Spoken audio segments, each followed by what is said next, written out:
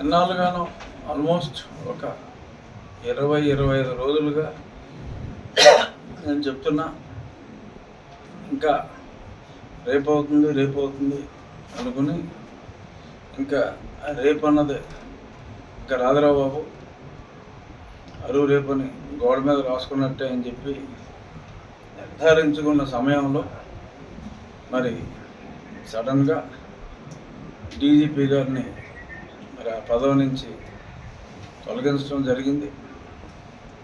మంచి పరిణామం. ఆలస్యమైనప్పటికీ అతను చేయవలసిన డ్యామేజ్ జరిగినప్పటికీ కూడా ఆలస్యంగానైనా సరే ఎన్నికల సంఘం మేల్కొనటం చాలా చాలా చాలా చాలా మంచి పరిణామం. రాష్ట్ర ప్రజలందరూ ఈ పరిణామాన్ని హృదయపూర్వకంగా స్వాగతిస్తున్నారు. మరి అలాగే ఎందుకంటే ముగ్గురు డీజీపీకి అర్హులుగా ఉన్న వాళ్ళని పంపించమన్నారు ప్యానల్. ఇమీడియట్గా బాగ్చే గారని ఆయనకి టెంపరీగా ఫుల్ ఎడిషనల్ ఛార్జ్, అసలు ఉన్నాయనే ఫుల్ ఎడిషనల్ ఛార్జ్. నేను ఎప్పటి నుంచో మొత్తుకుంటున్నా, ఫుల్ ఎడిషనల్ ఛార్జ్ ఉన్న వ్యక్తి ఎన్నికల సమయంలో డీజీపీగా ఉండటానికి అర్హత లేదు. అయినప్పటికీ కూడా మరి ఇన్నాళ్ళు ఎలా కంటిన్యూ చేశారు ఈ ఎన్నికల సంఘం అనేది తీవ్ర దిగ్భ్రాంతి కలిగించే అంశం. సరే, ఏదైనా ఒకసారి మంచి జరిగినప్పుడు ఆలస్యమైనప్పటికీ మనం ఆ మంచి గురించే ఆనందంగా మాట్లాడుకోవాలి. కాబట్టి అందులో భాగంగా నా ఆనందాన్ని వ్యక్తపరుస్తూ మరి ఎన్నాళ్ళు ఆలస్యమైనా మరి ఇంకా 6 రోజుల సమయం ఉంది. ఆఖరి 4 రోజులు 5 రోజులు అత్యంత క్రూషియల్. కాబట్టి మరి ఎందరో చావుకు కారణమైన చీఫ్ సెక్రటరీ గారు వ్యక్తిగతంగా ఆయన మంచివాడే, నాకు మంచి మిత్రుడు. కానీ మరి ఈ వ్యవస్థలో మరి ఇటువంటి నిర్దయుడైన ముఖ్యమంత్రి పరిపాలనలో పాపం ఆయన చేతిలో పావుగా మారినందుకు మరి కొన్ని విషయాల్లో మరి తప్పదు, నగుబాటు. జవహర్ రెడ్డి గారు ఒక కడప వాస్తవ్యుడిని మరి ఈరోజు 13 మందిని అధిగమించి మరి ఆయనకి ఫుల్ ఎడిషనల్ ఛార్జ్ ఇవ్వడం జరిగింది. నేను అప్పుడే యూపీఎస్సీ కూడా కంప్లైంట్ ఇచ్చాను. యూపీఎస్సీ వాళ్ళు లెటర్ రాశారు. లెటర్ రాసినప్పటికీ కూడా మరి వీళ్ళు కనీసం సరైన పశ్చాత్తరం కూడా ఇవాళ 12 మందిని సూపర్ సీడ్ చేసి మీరు ఇలా ఇచ్చినట్టు నాకు రిపోర్ట్ వచ్చింది. ఈ సెండ్ ది ప్యానల్ అని చెప్పి ఎన్నిసార్లు అడిగినా సరే కనీసం ఆ ప్యానల్ని కూడా ఇక్కడికి పంపించలేదు. ఎందుకంటే మరి ఆయన మరి కడప వాస్తవ్యుడైనా, ఆయనకంటే సీనియర్లు మంచివాళ్ళు లేరైనా తెలియదు. అలాగే ఐఏఎస్లో కూడా మరి ఆయన పులివెందుల వాసిని ఇంకొక ఆయన్ని తీసుకోవడం జరిగింది చీఫ్ సెక్రటరీగా జవహర్ రెడ్డి గారు. ఇప్పుడు మొన్న వృద్ధుల్ని సక్సెస్ఫుల్గా మరి అక్కడ లాస్ట్ మంత్ 32 మందిని ఇప్పుడు ఇంకా స్కోర్ రాసుకుంటున్నారు. ఇవాళ బ్యాంక్ క్యూలో 2 పోయారు, ఇవాళ బ్యాంక్ క్యూలో 3 చనిపోయారు. మరో రకంగా ఇది దారుణ మారణకాండ.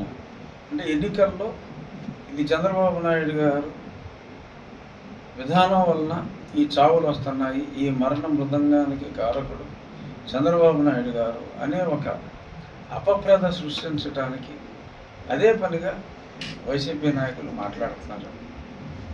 కొన్ని పచ్చి నిజాలు చెప్తే మరి ఎన్నికల కమిషన్ చెప్పిందని చెప్పి సిఐడి వాళ్ళు కేసు పెట్టారు. ల్యాండ్ టైటిలింగ్ అంటే ఇట్స్ ఎ ఫ్రాడ్ యాక్ట్. తప్పే ఉంది. ఒక ఫ్రాడ్ని ప్రజాస్వామ్యంలో మేము ప్రజాప్రతినిధులుగా ఉన్నాం, ఫ్రాడ్ అని చెప్తున్నాం. ఫ్రాడ్ కాదు అని వాళ్ళు చెప్పగలరా? ఏమన్నాడు సాక్షిలోనే, ఇంక ఈ చట్టం ఇంకా పూర్తిగా రాకుండానే మమ్మల్ని అల్లరి చేస్తున్నారు అన్నారు. అసలు చట్టమే రాలేదని చెప్పి రెవెన్యూ మినిస్టర్ ధర్మాన ప్రసాదరావు గారు చెప్తున్నాడు.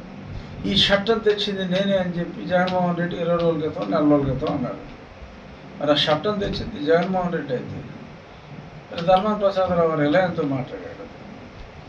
ఇంకా గట్టిగా మాట్లాడితే 2019లో అసలు దీని గురించి డిస్కషన్ వచ్చినప్పుడు పయ్యావుల కేసు ఫేవరబుల్గా మాట్లాడాడు. అన్నదాత ఏదో దాతలో రామోజీరావు గారు మాట్లాడాడు. అన్నదాతలో ఎవడో ఒక ఆర్టికల్ రాస్తే రామోజీరావుకి ఏంటి సంబంధం? రామోజీరావు అన్నీ రాస్తాడా? రామోజీరావు అన్నీ చదువుతాడా? అన్నదాత పుస్తకం అసలు ఆయన చదువుతాడా? ఎవడో అందులో పనిచేసి నీ నీ తాలూకు జర్నలిస్టు ఒక ఆర్టికల్ రాసుంటాడు, ఆర్టికల్ పబ్లిష్ చేస్తాడు. అన్నదాతలు వచ్చిన ప్రతి వ్యాసం రామోజీరావు గారికి ఎలాగ ఆపాదిస్తావు నువ్వు? ఇలాంటి కిరసనాల వార్తలన్నీ రాశారు ఇవాళ సాక్షి పేపర్లో. సరే, కమింగ్ బ్యాక్ టు వృద్ధుల్లో మృతులు, అది కేవలం ఎన్నికల్ని ప్రభావితం చేయటానికి మరి చీఫ్ సెక్రటరీ గారు జగన్మోహన్ రెడ్డి గారు, పులివెందులు వాస్తవాలు ఇద్దరూ చేసిన కుట్రగానే దాన్ని భావించాలి. ఇంకా అధికారులను మార్చమంటే ఇంకా అస్మదీయుల్ని ప్యానల్గా పంపి ఇవన్నీ చేస్తున్నారు. ఇప్పటికే చాలా ఆలస్యమైంది. మరి నిన్న అమిత్ షా గారు రాక, డీజీపీ గారి నిష్క్రమం, మరి వారు మోడీ గారు వచ్చారు అంటే శుభం. కొత్త కోడలు ఇంట్లో అడుగు పెడితే శుభాలు జరుగుతాయి అంటారు కదా, అలాగే నిన్న అమిత్ షా గారు కాలు పెట్టారు, డీజీపీ అవుట్. ఇవాళ పెద్ద ఆయన కాలు పెడుతున్నారు కాబట్టి డెఫినెట్గా రాష్ట్రానికి శుభసూచకం. తప్పకుండా మరి ఇవాళ రాత్రి కాకపోతే రేపు ఉదయానికన్నా మనకు చల్లటి వార్త, ఈ మండు టెండర్లో ఒక చల్లటి వార్త, సిఎస్ గారు అవుట్ అని చెప్పి వస్తుందేమో చూడాలి. ఎందుకంటే డీజీపీ కంటే ఏదో ప్యానల్ పంపించమనాలి, ఇమీడియట్గా రిలీవ్ అయ్యి ఎవరిని ఏమన్నారు. చీఫ్ సెక్రటరీకి అయితే డైరెక్ట్గా వాళ్ళే పేరు పంపించేస్తారు కాబట్టి ఆ పంపించిన పేరు ఇమీడియట్గా తక్షణం అరక్షణం ఆలస్యం లేకుండా వాళ్ళు ఛార్జ్ తీసుకుంటారు. సో కాబట్టి సజావుగా ఎన్నికలు జరిగే అవకాశం తప్పకుండా ఉంటుంది. భారతీయ జనతా పార్టీ పొత్తులోకి ఇటువంటి అన్యాయాలు జరగకుండా ఉండటం కోసమే నేను 2 ఏళ్ళుగా ఎలక్షన్స్లో అందరూ కలవాలి, భారతీయ జనతా పార్టీ కూడా కూటమిలో భాగస్వామ్యం కావాలి అని 2 ఏళ్ళుగా నేను ఘోషించి ఇన్నాటికి మరి ముందు ముగ్గురు కలవటం జరిగింది. సరే, నాకు ఎమ్మెల్యే అవ్వాలని రాసి పెట్టిందా, సో నేను ఎమ్మెల్యే అవుతా. నా మిత్రుడు శ్రీనివాస్ వర్మకి ఎంపీ అయ్యేవాడు ఉంది, శ్రీనివాస్ వర్మ ఖచ్చితంగా ఎంపీ అవుతాడు. సో మళ్ళీ వెనక్కి వస్తే ఈరోజు మోడీ గారు ప్రత్యక్షంగా వస్తున్నారు కాబట్టి రాజమండ్రి సభ బాగా విజయవంతం అవుతుంది. సో మా పార్లమెంట్కి అవతల పార్లమెంట్ కాబట్టి నేను ఆ సమావేశాలకి వెళ్ళటం లేదు. అది ఖచ్చితంగా విజయవంతమైన సభ అవుతుంది. అక్కడ ఇప్పుడు మనం చెప్పుకోవాల్సింది నిన్న అమిత్ షా గారి మీటింగ్ గురించి చెప్పుకోవాలి. ధర్మవరంలో అమిత్ షా గారు చాలా స్పష్టంగా జగన్మోహన్ రెడ్డి ప్రభుత్వంలో ఎంత దోపిడీ జరిగింది, లిక్కర్ని మద్యపాన నిషేధం అని చెప్పి మద్యం సిండికేట్ స్థాపించాడని కూడా అమిత్ షా గారు నలుగురు చెప్పారు. అమరావతిని అటకెక్కించారు, పోలవరం పడకేసింది. సో కాబట్టి 2 సంవత్సరాల్లో పోలవరాన్ని కంప్లీట్ చేస్తాం, అలాగే అమరావతి పునర్నిర్మాణానికి కంకణబద్ధులై ఉన్నాం. ఇదే నేను కలలు కన్న కూటమి నుంచి నేను ఆశించింది ఇదే. ఈ ఆశయం కోసమే కూటమి ఉండాలి అన్నది. అది నిన్న అమిత్ షా గారి మాటలతో అది నిజమయ్యే దిశగా ముందుకు వెళ్తాను. నా దృష్టిలో ఏపీ అంటే, నా రివైజ్డ్ డెఫినేషన్, ఏ అంటే అమరావతి, బి అంటే పోలవరం. ఇవాళ ఏపీని నిజమైన ఏపీగా మారి దిశగా భారతీయ జనతా పార్టీ, కేంద్రంలో ఉన్న భారతీయ జనతా పార్టీ సహకారంతో రాష్ట్రంలో మరి చంద్రబాబు నాయుడు గారు, పవన్ కళ్యాణ్ గారు వీళ్ళ ముందు చూపుతో అభివృద్ధి వైపు పరుగులు పెడుతుంది. ఒక చక్కటి రాజధాని మనం నిర్మించుకోగలిగితే, రాజధాని తెలంగాణకి హైదరాబాద్ నుంచి ఎంత రెవెన్యూ వస్తుంది? ఇమ్మీడియట్గా రాదు, కానీ ఒక 10 ఏళ్లలో ఒక అద్భుతమైన రాజధాని, ఆ ఇన్ఫ్రాస్ట్రక్చర్ మొత్తం అంతా మనం చేసుకోగలిగితే అదొక పెద్ద అసెట్ అవుతుంది. అలాగే పోలవరాన్ని మనం కంప్లీట్ చేసుకోగలిగితే, మరి కృష్ణా డెల్టాకి రావాల్సిన నీరుని మనం ఆ పైన ఆపుకోగలిగితే, కృష్ణా డెల్టాకి ఇక్కడి నుంచి పోలవరం నుంచి మనం నీరు అక్కడికి తీసుకెళ్ళగలిగితే రాయలసీమ సస్యశ్యామలం అవుతుంది. అందిరీనేవ సుజల స్రవంతికి అద్భుతంగా వాటర్ సప్లై చేయొచ్చు. ఇప్పుడు రాయలవారి టైంలో రాయలసీమ, రతనాల సీమ అని చెప్పుకునే వాళ్ళం. మళ్ళీ రాయలసీమ, రతనాల సీమగా మరీ డ్రై ఏరియాలు ఉంటే డ్రిప్ ఇరిగేషన్, వ్యవసాయానికి అనుకూలంగా ఉన్న వాటికి మరి శ్రీశైలం నుంచి డైవర్ట్ చేసిన వాటర్తో ఇరిగేషను, ఎంతో పచ్చని పంటలతో అలరారే అవకాశం మనకి. నీటి సదుపాయం ఫుల్గా రావాలి అంటే పోలవరం అవసరం. రాష్ట్రానికి ఒక రూపురేఖ ఉండాలంటే రాజధాని లేని రాష్ట్రం ఏంటో బాబు, బుద్ధి జ్ఞానం ఉందా ఈ ముఖ్యమంత్రి? 3 రాజధానులు అంటాడు, ఎక్కడ ఏ రాజధాని లేదు. రాజధాని ఏంటంటే షట్ట అంటాడు. మాట్లాడితే వైజాగ్ వెళ్తే నేను వచ్చేస్తానని కాపురం పెట్టుకుంటున్నాను అంటాడు. ఇక్కడ కాపురం ఉంటాడు, ఇది రాజధాని లేదంటాడు, రోడ్లు తవ్వేస్తాడు. సో మొత్తం కుక్కలు చెప్పిన విస్తరి చేసి పడేశాడు ఈ జగన్మోహన్ రెడ్డి రాష్ట్రాన్ని. ఒక అద్భుతమైన రాజధాని పోలవరం ప్రాజెక్టు, దానివల్ల మా గోదావరి ప్రాంతానికే కాదు, రాష్ట్రం ఇంక్లూడింగ్ ఉత్తరాంధ్ర, విశాఖపట్నం దాకా కూడా ఈ వాటర్ అవుతుంది. ఇంక్లూడింగ్ ఉత్తరాంధ్ర, ఇంక్లూడింగ్ రాయలసీమ, అన్నిటికీ బెనిఫిట్ అయ్యే ప్రాజెక్ట్గా మనం పోలవరాన్ని మలుచుకోవచ్చు. అది ఇప్పుడు భారతీయ జనతా పార్టీ ఆ వాగ్దానం కూడా మరి సాక్షాత్తు నెంబర్ 2 అమిత్ షా గారి నోట్లోంచి వచ్చింది. ఖచ్చితంగా ఇవాళ మోడీ గారు కూడా అదే వాగ్దానం ఇస్తారు అని మనం ఆశించడంలో ఏమాత్రం తప్పు లేదు. కాబట్టి ఈ రోజు నుంచి ఇప్పటికే సర్వేలన్నీ పూర్తిగా అనుకూలంగా ఉన్నాయి. ఏ సర్వే చూసినా ఆర్టీవీ రవిప్రకాష్ డెఫినెట్గా మరి ఈ ప్రైవేట్ న్యూస్ ఛానల్స్కి ఆర్జుడు రవిప్రకాష్, మరి ఆయన కొత్త ఛానల్ నుంచి చెప్పింది పూర్తిగా అనుకూలంగా ఉంది. ఇంకా ఏ సర్వే చూసినా ఫోకస్ అని అదొక చాలామంది చేస్తూ ఉంటారు, ఆ సర్వే కూడా బ్రహ్మాండంగా ఉంది. బుల్లెట్ల ప్రవీణ్ రైస్ అది కూడా చాలా అనుకూలంగా ఉంది. ఏది చూసినా నేను వేరే 2 సర్వేలు చేయొచ్చా, అది కూడా అనుకూలంగా ఉన్నాయి. ఎక్సెప్ట్ టైమ్స్ నౌ, ఎవరికైతే జగన్మోహన్ రెడ్డి 8.5 కోట్లు సంవత్సరానికి ఇస్తున్నాడు, ఆ దిక్కుమాలిన సర్వే ఒకటి తప్ప అన్ని సర్వేలు కూడా కూటమికి అనుకూలంగా ఉన్నాయి.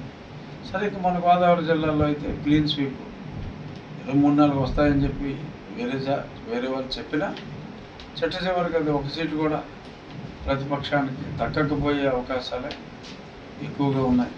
కాబట్టి ఈ విజయాన్ని ఎవ్వరూ ఆపలేరు. అబద్ధాలు చెప్పి టైటిల్ లీడ్ గురించి వాళ్ళు కేసులు పెడతామని చంద్రబాబు నాయుడు గారు లోకేష్ గారి మీద పెట్టేశారు కేసులు. అయినా సరే తగ్గేదే లేదు. డెఫినెట్గా ఇవాళ మళ్ళీ నేను మాట్లాడతాను, ఇలా ఎందరో మాట్లాడుతున్నారు. ఈ సందర్భంగా మనం చెప్పుకోవాల్సిన విషయం, డాక్టర్ పివి రమేష్ గారి గురించి మీరు వినే ఉంటారు. జగన్మోహన్ రెడ్డి గారి దగ్గర 3 సంవత్సరాలు ఆయనకి వ్యక్తిగత ప్రిన్సిపల్ సెక్రటరీ, సీఎం ఆఫీస్ అంతా ఆయనే హెడ్ చేశారు. ఆయన మన రాష్ట్ర నివాసి, కృష్ణా జిల్లా. రీసెంట్గా ఆయన తండ్రి గారు చనిపోయారు, సుబ్బారావు. నాకు కూడా తెలుసు సుబ్బారావు. ఆయన ఒక ట్వీట్ పెట్టారు ఇవాళ, నేను ఆంధ్రప్రదేశ్ ల్యాండ్ టైటిలింగ్ యాక్ట్ ప్రత్యక్ష బాధితుడిని. సీనియర్ ఐఏఎస్ ఆఫీసర్, మన రిటైర్ అయ్యారు, ఈజ్ ఎ డాక్టర్, పెద్ద ర్యాంకుతో ఆయన షెడ్యూల్ క్యాస్ట్ చెందినప్పటికీ ఆ కోటాలో కాదు, హైయెస్ట్ ర్యాంక్ మెరిట్లో కూడా టాప్ ర్యాంక్తో ఆయన ఐఏఎస్ ఓన్ స్టేట్ క్యాడర్ తెచ్చుకున్న వ్యక్తి. మరి ఆయన వరల్డ్ బ్యాంక్లో పనిచేశాడు. ఆయనకి ల్యాండ్ టైటిలింగ్ యాక్ట్ ప్రత్యక్ష బాధితుడిని. కృష్ణా జిల్లా విన్నకోట గ్రామంలో చనిపోయిన నా తల్లిదండ్రుల పట్టా భూములను మ్యుటేషన్ చేసేందుకు రెవెన్యూ అధికారులు నిరాకరించారు. తహసీల్దార్ నా దరఖాస్తును తిరస్కరించారు. ఆర్డీఓ పోస్టు ద్వారా పంపిన పత్రాలను తెరవకుండానే తిరిగి ఇచ్చేశారు. నా తల్లిదండ్రుల భూములపై నాకు హక్కు లేకుండా చేస్తున్నారు. ఐఏఎస్ అధికారిగా 36 ఏళ్ల పాటు ఆంధ్రప్రదేశ్కు సేవలు అందించిన ఓ అధికారి పరిస్థితే ఇలా ఉంటే సామాన్య రైతుల దుస్థితిని ఊహించలేను. ఇది ఇంత దారుణం. అంటే ఒక సీనియర్ మోస్ట్ ఐఏఎస్ 85 బ్యాచ్ ఆయనకే మరి పరిస్థితి ఇంత దారుణంగా ఉందంటే మామూలు వ్యవసాయ భూమి ఉన్నోడైనా ఆస్తి ఉన్నోడైనా వాడి పరిస్థితి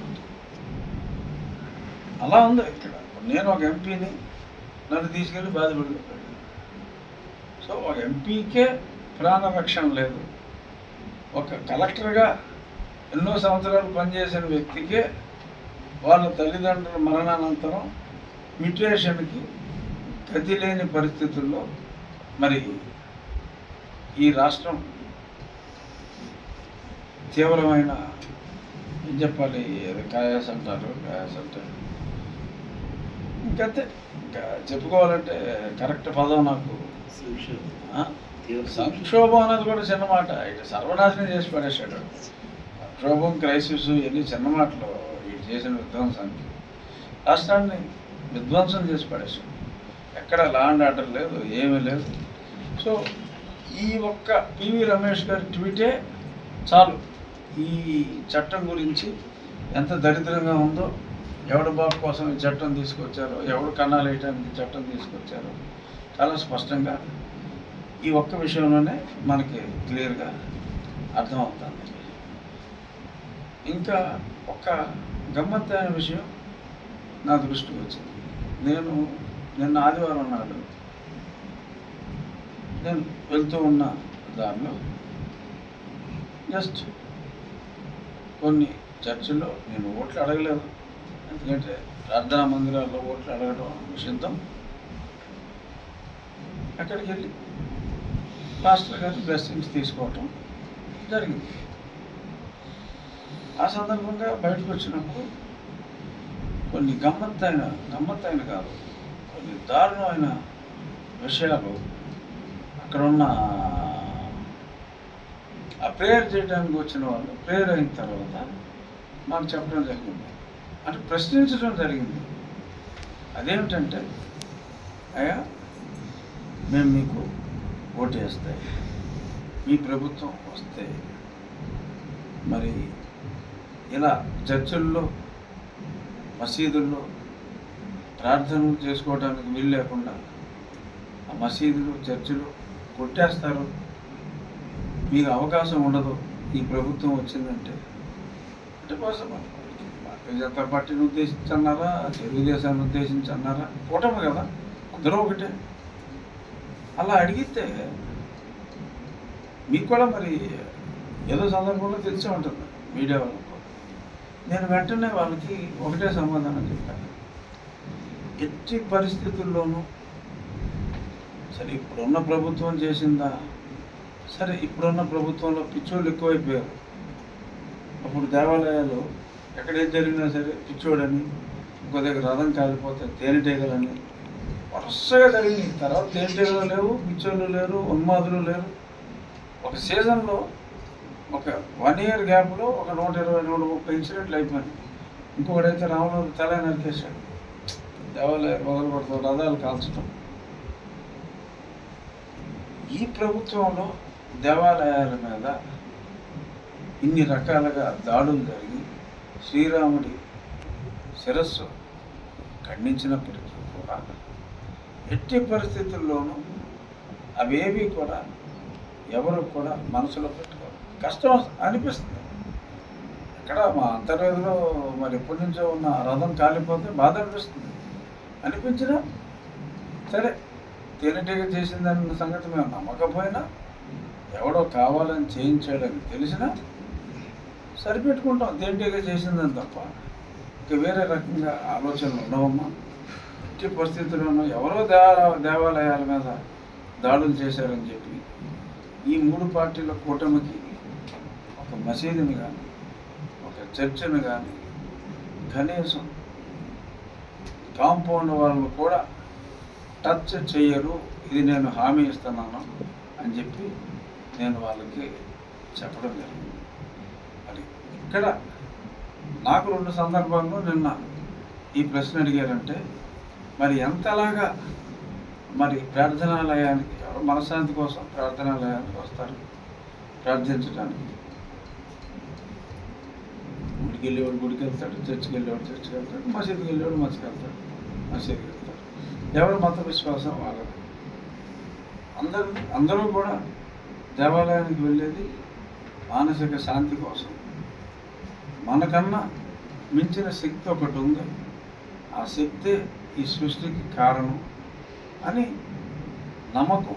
ఏ మతమైనా అదే విశ్వాసం. ఆ విశ్వాసంతో మానసిక ప్రశాంతత కోసం నాకన్నా శక్తిమంతుడు అయిన నువ్వు నన్ను కాపాడు అని చెప్పి వెంకటేశ్వర దగ్గరికి వెళ్ళినా, మసీదుకి వెళ్ళినా, చర్చికి వెళ్ళినా ఎవరైనా ప్రార్థించేది మనశ్శాంతి, నేను బాగోవాలి, కళ్ళు బాగోవాలి, దేశం బాగోవాలి. సరే, కొంతమంది జగన్మోహన్ రెడ్డి అంటూ నేను ఒక్కడనే బాగోవాలి, రాష్ట్రం మటాష్ అయిపోవాలి, దేశం మటాష్ అయిపోవాలి, నా డబ్బులన్నీ విదేశాలకి నీట్గా చేరాలి, చేరేలా చూడు స్వామి అని ప్రార్థించుకుంటే ప్రార్థించుకోవచ్చు. నాకు తెలియదు అనుకుంటున్నా. కానీ ఈ రకంగా ప్రశాంతంగా చక్కగా అన్నదమ్ముల్లాగా కలిసి ఉంటున్న అన్ని మతస్థుల మధ్యన ఇలాగా మీ మసీదులు కూలుస్తారు, మీ చర్చల్ని పగలగొడతారు అనే మాయ మాటలు పాప అభశుభం తెలియని పాస్టర్ల ద్వారా మాట్లాడించడం. బహుశా వాళ్ళు కూడా బ్రెయిన్ వాష్ చేసి ఉంటారు. ఇది సరైన పద్ధతి కాదు. ఎక్కడించైనా మనది లౌకిక రాజ్యాంగం, మత సామరస్యం మన రాజ్యాంగంలో ప్రథమ పీఠికలోనే చెప్పడం జరిగింది. సో ఇటువంటి ప్రచారాలు మానాలి అని చెప్పి రాజ్యాంగం మీద గౌరవం ఉన్న వ్యక్తిగా నేను ఆ ప్రార్థన మందిర నిర్వాహకులకు నా హృదయపూర్వక మనవి చేస్తున్నా. దయచేసి ఇటువంటి చెడు ఆలోచనల్ని మంచి మనుషులైన క్రైస్తవులకు కానీ ముస్లిం సోదరులకు కానీ కలిగించవద్దు.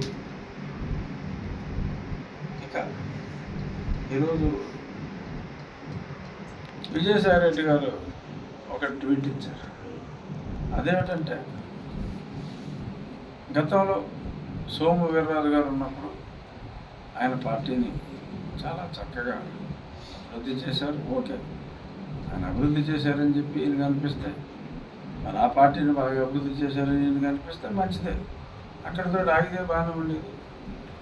వారు ఇప్పుడు వచ్చిన అధ్యక్షురాలు వారి సలహాలను తీసుకోవట్లేదు, వారు రాజమండ్రిలో ఉన్న వారిని పట్టించుకోవటం లేదు అని చెప్పి అసలు ఈయనకి ఎవడు చెప్పాడో నాకు అర్థం కాదు. ఈయన ఓడిపోబోతున్నాడు నెల్లూరులో. వేమిరెడ్డి గారు అద్భుతమైన విజయాన్ని సాధించబోతున్నాడు. ఆయన బిజీలో ఆయన ఉన్నాడు. మరి ఆయన రాశాడా? ఆయన పేరు మీద సీఎం ఆఫీసులో ఎవరైనా రాశాడా? ఒక వేరే పార్టీ గురించి ఈయన ట్వీట్ చేయటం అనేది వీళ్ళలో ఒక భయాన్ని సూచిస్తుంది. అంటే ఈ కూటమి ముగ్గురు త్రివేణి సంగమం లాగా ముందుకెళ్ళిపోవటం వీళ్ళకి నచ్చక భారతీయ జనతా పార్టీ అధ్యక్షురాలి మీద పాత అధ్యక్షుడికి వైరం ఉన్నట్టుగా క్రియేట్ చేసే ప్రయత్నాలన్నీ జరుగుతున్నాయి. ఇది నేను ఎందుకు చెప్తున్నాను అంటే, ఈ కూటమి దెబ్బకి వైఎస్ఆర్ కాంగ్రెస్ పార్టీ ఎంతలా విలవిలలాడుతుంది అన్నదాన్ని ప్రజలకు తెలియజేయటం కోసం ఈ విషయం చెప్తున్నాను. నిన్న అమిత్ షా గారి మీటింగ్లో ఆయన ఒక మాట అన్నారు, ఏంటంటే తెలుగు భాషని మేము జగన్మోహన్ రెడ్డి తెలుగు భాషని అగౌరవపరిచిన తెలుగు భాషని చంపే ప్రయత్నాన్ని మేము అడ్డుకుంటాం అని చెప్పి అన్నారు. ఎస్, మనకు మన మాతృమూర్తి ఎంత ఇంపార్టెంటో మాతృభాష కూడా అంతే ఇంపార్టెంట్. ఇతని భాషని హత్య చేసే ప్రయత్నం బాబాయిని హత్య చేయించినట్టే భాషను కూడా హత్యా ప్రయత్నం జరుగుతుంది అన్నట్టుగానే అమిత్ షా గారు చెప్పారు. దానికి ఇవాళ సాక్షి పేపర్లో హెడ్లైన్ ఏంటంటే ఇంగ్లీష్ మీడియంకి అమిత్ షా వ్యతిరేకం ఉన్నట్టుగా రాశారు. అక్కడికి ఇంగ్లీష్ మీడియం అన్నదే అసలు జగన్మోహన్ రెడ్డి అనేవాడు ముఖ్యమంత్రి అయిన తర్వాత కనిపెట్టినట్టు, అంతకుముందు ఆంధ్రదేశంలో ఎక్కడా స్కూళ్ళల్లో ఇంగ్లీష్ మీడియమే లేదన్నట్టు ఈ రకంగా మాట్లాడుతున్నారు. సాక్షిలో ఆ రాతల్ని వక్రీకరించి రాస్తున్నారు. ఇక్కడ గతంలో ఈ భాష దగ్గరే జగన్మోహన్ రెడ్డికి నాకు కూడా ఫస్ట్ టైం ఇష్యూ స్టార్ట్ అయ్యింది. మన భాషను మనం గౌరవించడం కోసం రాజ్యాంగంలో స్పష్టంగా ప్రైమరీ ఎడ్యుకేషన్ వరకు మాతృభాషలో చదువుకోవాలి అనుకునే వాళ్ళకి ఆ అవకాశం కంపల్సరీగా రాష్ట్ర ప్రభుత్వం కల్పించాలి అని రాజ్యాంగంలో పొందుపరుచుంది. దాన్ని ఇంకా స్ట్రిక్ట్గా ఇంప్లిమెంట్ చేయాలి అని చెప్పి రీఇటరేట్ చేశారు. ఇలాంటి పనికిమాలిన వాళ్ళు పనికిమాలిన డెసిషన్ తీసుకుంటున్నారు. దాన్నే రాజ్యాంగంలో ఉన్న అంశాలనే ఆయన ప్రస్తావించారు. ఆంధ్రప్రదేశ్కి సంబంధించి మన భాష తెలుగు భాష కాబట్టి తెలుగు భాష గురించి ఆయన మాట్లాడారు. అంతేగాని చంద్రబాబు నాయుడు గారి టైంలో, రాజశేఖర రెడ్డి గారి టైంలో, కిరణ్ కుమార్ టైంలో మనకి ఇంగ్లీష్ మీడియం స్కూల్ లేవా? మావాడు వచ్చి జగన్మోహన్ రెడ్డి వచ్చాక ఇంగ్లీష్ మీడియం కనిపెట్టాడా? అతను చిన్నప్పుడు ఇంగ్లీష్ మీడియం స్కూల్లోనే చదువుకున్నాడు. నా చిన్నప్పుడే అతనంటే ఇంకా పిల్లవాడు అని చెప్పుకుంటాడు. కానీ అతనికన్నా 10 ఏళ్ళు పెద్దవాడిని, నేనే చదువుకున్నాను. నాకన్నా 23 ఏళ్ళ పెద్దవాళ్ళు నా తల్లిదండ్రులే చదువుకున్నారు, తెలుగులోనూ చదువుకున్నారు, కొన్ని క్లాసుల తర్వాత ఇంగ్లీష్ మీడియంలోనే చదువుకున్నారు. సో ఇక్కడికి ఇతడేదో అంటే మళ్ళీ అక్కడ వక్రీకరణ, అంటే రేపు ఈ కూటమి వస్తే అరే ఇంకా మన పిల్లలకి ఇంగ్లీష్ మీడియం స్కూల్ తీసేస్తాడేమో అనే ఒక అపార్థం ధ్వనించేలాగా ప్రైమరీ ఎడ్యుకేషన్ వరకే చట్టంలో ఉంది. అంటే ఫౌండేషన్ మనకి స్ట్రాంగ్గా ఉంటుందని. ఒకసారి మన మాతృభాషలో ఉన్న కమాండ్, ఎంత ఇంగ్లీష్ మీడియంలో చదువుకున్నా దెబ్బతిలితే అమ్మా అని అంటాం, ఓ మదర్ అనం కదా. సో మనకు ఒక్కొక్కరికి అదొక మాతృభాషలో ఉన్న విశిష్టత, అది మనకు తెలియకుండానే తల్లి గర్భంలో ఉంటుందని మనకు అలవాటు అవుతుంది. సో దాన్ని ఇలాగా కూటమి వస్తే మళ్ళీ ఇంగ్లీష్ మీడియం స్కూల్స్ ఉండవేమో అనే అపార్థం ధ్వనించేలాగా వీళ్ళ పూతలు, వీళ్ళ రాతలు. దయచేసి ఎవరో కూడా, విజ్ఞులైన వాళ్ళు ఎవరో కూడా ఇటువంటి పాడు మాటలు పట్టించుకోవద్దు. అప్ టిల్ సర్టెన్ ఫౌండేషన్ వరకే మన మాతృభాష. ఆ తర్వాత మన మాతృభాష ఒక సబ్జెక్టుగా ఉంటుంది, ఇంగ్లీష్ మీడియము ఉంటుంది. ప్రతి వాడు కూడా తెలుగు చదవగలగాలి, తెలుగు రాయగలగాలి. మన మాతృభాష బ్రతికుండాలి. మన సంస్కృతి, మన సాంప్రదాయాలు ఎంత తీయనైన భాష బ్రతికుండాలి. నేను ఇంగ్లీష్ మీడియంలోనే చదువుకున్నాను. నేను ఎందుకు స్పష్టంగా నా గత పార్టీ నాయకుల్లాగా శిష్య అనకుండా స్పష్టంగా విశ్వక్షేణుడు కూడా స్పష్టంగా పలకగలుగుతున్నానంటే భాష పట్టుని బట్టి. తెలుగు మీడియంలో చదవకల్లా, ఏ మీడియంలో చదువుకున్నా చిన్నప్పుడు మనకు ఫౌండేషన్ ఉంటే చిరుప్రాయంలో మనకి కమాండ్ బెటర్గా ఉంటుంది. ఆయన మిస్లీడ్ చేయాలని చూస్తున్న ప్రయత్నాలని తిప్పికొట్టాలి. ఇంకా ఈ ఎడ్యుకేషన్ సిస్టమ్కి జగన్మోహన్ రెడ్డి గారు చేసిన డ్యామేజ్ గురించి కూడా ఒక 2 నిమిషాలు చెప్పి ముగిద్దాం. ఈ మధ్య నేను కొంతమంది టీచర్స్ తోటి కూడా ఇంటరాక్ట్ అవ్వడం జరిగింది. అప్ టిల్ 3rd స్టాండర్డ్ దాకా ఉన్న ఎడ్యుకేషన్ సిస్టమ్ని ఇతను పూర్తిగా ఎరాడికేట్ చేసి అంగన్వాడీలకే అప్ టిల్ 3rd క్లాస్ అప్పచెప్పి ఈ ప్రైమరీ సిస్టమ్కి ఈ టీచర్లు కూడా అలాట్ చేయకుండా అంగన్వాడీల మీదే ఆ భారం వేసి ఫ్రెష్ రిక్రూట్మెంట్ ఓన్లీ 6,000 మందిని తీసుకున్నారు. 6,000 మందికి కూడా మళ్ళీ ట్రైనింగ్ అని అప్రెంటిస్ అని ఏదో సిస్టమ్ పెట్టాలని చూస్తున్నారు. ఎందుకంటే బీఈడి ట్రైనింగ్ అంతా అయిపోయిన ఉంది. ఫ్రెష్ రిక్రూట్మెంట్స్కి మళ్ళీ అప్రెంటిస్ అనే సిస్టమ్ తీసుకురావాలనుకుంటున్నారు. ఏదైనా తగ్గి ఉద్యోగాలకి వీళ్ళు ఇవ్వాలనుకున్న ఉద్యోగాలకి పొంతం లేదు. ఈయనేమో విద్యా విధానాన్ని పూర్తిగా మార్చేస్తానంటున్నాడు. ఐబీ సిలబస్ అంటున్నాడు. ఐబీ సిలబస్ ప్రపంచవ్యాప్తంగా ఒక 4,000 నుంచి 5,000 స్కూల్స్లో ఉంది ప్రపంచవ్యాప్తంగా. ఈయన ఆంధ్రప్రదేశ్లో 40,000 స్కూల్లో పెడతానన్నాడు. ఇప్పుడు 1వ క్లాస్ నుంచి ఐబీ అంటున్నాడు. ఇవన్నీ నిజాలే కదా నేను చెప్పింది, అన్నమాటేగా. అతగాడు అన్నమాటలనే నేను చెప్తున్నా. ఇప్పుడు అప్ టిల్ 3rd స్టాండర్డ్ అంగన్వాడీల్లో కలుపుతారు. అసలు ఐబీ సిలబస్ చెప్పడానికి ఇప్పుడున్న టీచర్లకే బీఈడీ పాస్ అయిన వాళ్ళకే సామర్థ్యం సరిపోదు. ఐబీ టీచ్ చేయగలిగిన ఉపాధ్యాయుడు ఉంటే 1,00,000-1,50,000 జీతాలు ఉన్నాయి ప్రైవేట్ స్కూల్స్లో. అలా అంగన్వాడీ టీచర్తో ఐబీ సిలబస్ తెప్పిస్తా అంటారు. ఇతను మళ్ళీ ముఖ్యమంత్రి అయితే జరగనున్న ఘోరాల్లో మన ఆస్తులు తీసుకుపోవటాలు, మన ప్రాణాలు అతని మద్యం ద్వారా తీసుకుపోవటాలు ఈ కాకుండా అతనికి అసలు విద్య 10th క్లాస్లో పేపర్లు అమ్మేసాడు అంటారు. అది కదా నాకు తెలియదు. కానీ విద్యా వ్యవస్థ మీద అతనికి మరి విశ్వాసం ఉందో లేదో నాకు తెలియదు. ఐబీ సిలబస్ కూడా రేపు పొద్దున్న ఏదన్నా జరగని ఘోరం జరిగితే జరగదనుకోండి, ఐబీ సిలబస్ కూడా అంగన్వాడీ టీచరు ఐబీ సిలబస్ చెప్పుద్ది 1వ క్లాసు 2వ క్లాసు. అది మనం నమ్మాలి. 40,000 స్కూల్స్కి వాళ్ళు అక్రిడిటేషన్ ఇవ్వాలంటే అది ఎన్ని వందల కోట్లు అవుతుంది. ఇది అసలు సాధ్యమా? అసలు మనకి అది అవసరమా?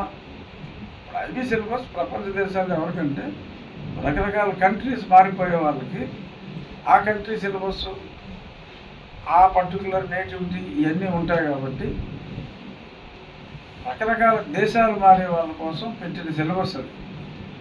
ఈ ఐబీ సిలబస్లో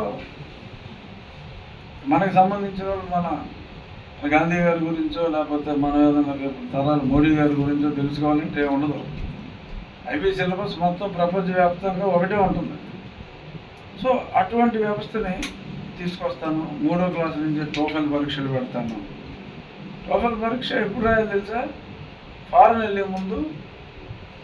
so test of English as foreign language అప్పుడే కావాలి. ఈలోపు మా స్కూల్ మాస్టర్ పెట్టుకోవచ్చు పరీక్ష. కానీ టోఫెల్ ఎగ్జామ్ కండక్ట్ చేసే వాళ్ళతో కండక్ట్ చేస్తే వాళ్ళకి ఇచ్చే ఫీజులో 70% 80% వీళ్ళు బంధుమిత్రులు కొట్టేయడానికి. అంతకుమించి నువ్వు డిగ్రీ పాస్ అయిన తర్వాత నువ్వు విదేశాలకు వెళ్ళాల్సినప్పుడు రాయవలసిన పరీక్షకి 3వ క్లాస్ నుంచి పరీక్ష పెడుతుంది. ఎందుకంటే ఇది టోఫెల్ అడుగుతాం. ఎక్కడ చూసినా కన్నాలేయటం. అలాగే బైజూస్ అని తీసుకొచ్చారు. దాని చాప్టర్ క్లోజ్ అయిపోయింది.